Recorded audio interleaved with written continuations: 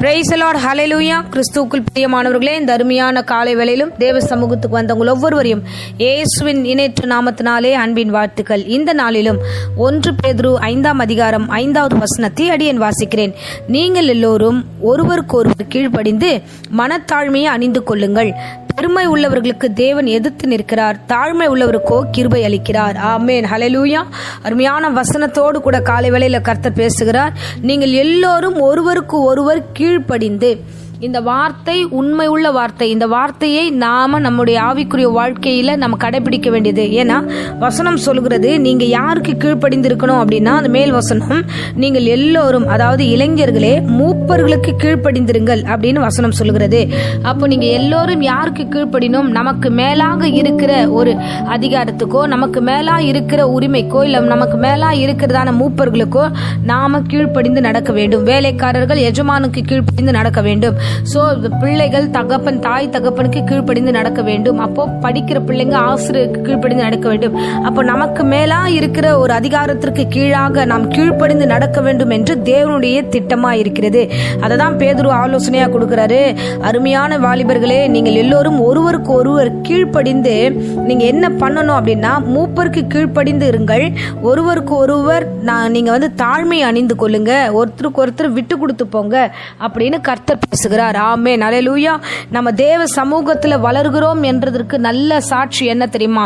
இயேசுவை பிடிக்கும்னு ஏற்றுக்கொண்டோம். அடுத்தது இயேசுக்குள்ள எப்படி வளரணும்ன்றதையும் நம்ம பார்க்கணும்.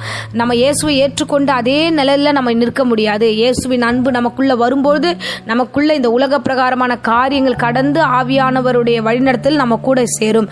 சோ அப்போ நம்ம கிறிஸ்துவுக்குள்ள நம்ம வளருகிற பிள்ளைகள், முக்கியமா தேவன் என்ன சொல்லி நம்மளை அழைக்கிறார் என்றால், ஆண்டவர் சொல்லுகிறார், தாழ்மையை அணிந்து கொள்ளுங்கள்.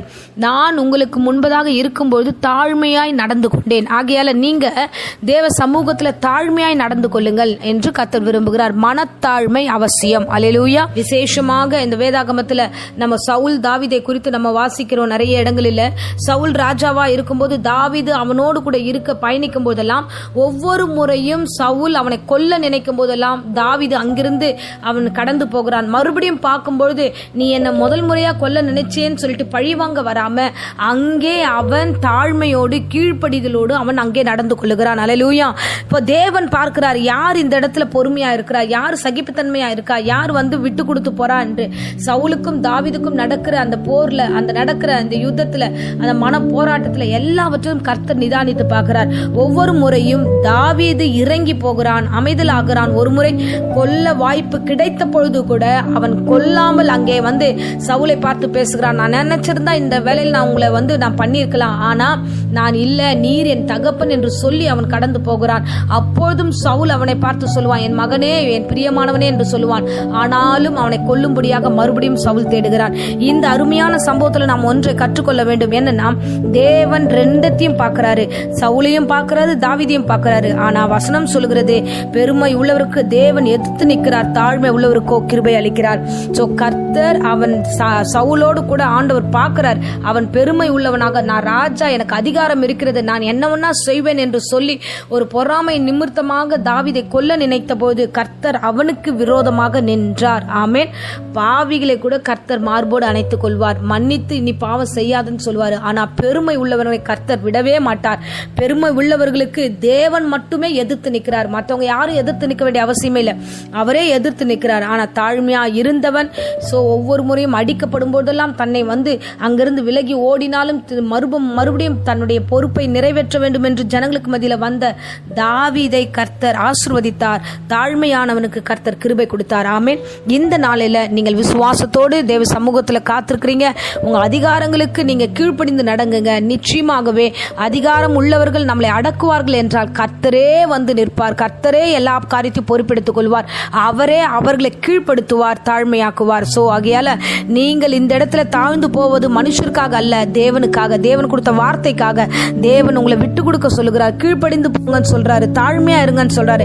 இது எல்லாம் நீங்கள் செய்யும் போது அவரே இறங்கி வந்து உங்களுக்கு விரோதமா இருக்கிற அதிகாரங்களை நிர்மூலமாக்குவார். ஆமென். சோ நீங்க எதுக்கும் பயப்பட வேண்டிய அவசியம் இல்லை. தேவனுடைய வார்த்தையை பற்றி கொள்ளுங்க. இன்னைக்கு அவர் அதுதான் பேசுகிறார். நீங்க கீழ்ப்படிந்து இருங்க, தாழ்மையா இருங்க, மற்றது நான் பார்த்துக் கொள்ளுகிறேன் என்று. ஆமென். இப்போதும் அடியேன் உங்களுக்காக ஜெபிக்கிறேன். அன்பு தெய்வமே, இந்த அருமையான வேலைக்காக ஸ்தோத்திரம் ஆண்டவரே.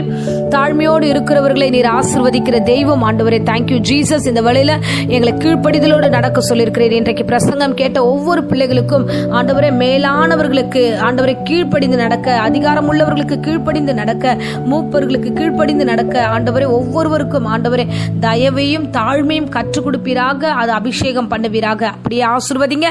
உம்முடைய சித்தத்தை நிறைவேற்ற கிருபத்தாங்க. எல்லாவற்றும் நீரே பொறுப்பெடுத்துக் கொள்ளும். ஆசீர்வதியும். என் தகப்பன் தாமே கூட இருப்பீராக. இந்த வேளையில யாராகிலும் வியாதியோடு பலவீனத்தோடு இந்த வேளையில இந்த பிரேயரை கேட்டுக்கொண்டிருந்தா அவங்களுக்கு கர்த்தாவே நீர் மத்தியில இறங்கி அவர்களை ஆசீர்வதித்து பூரண சுகத்தை கொடுத்து வழிநடத்தும். இயேசுவின் நாமத்தினால இந்த நாளில ஆசீர்வாதத்தை ஒப்புக் கொடுக்கிறேன் ஜீவனுள்ள நல்ல பிதாவே.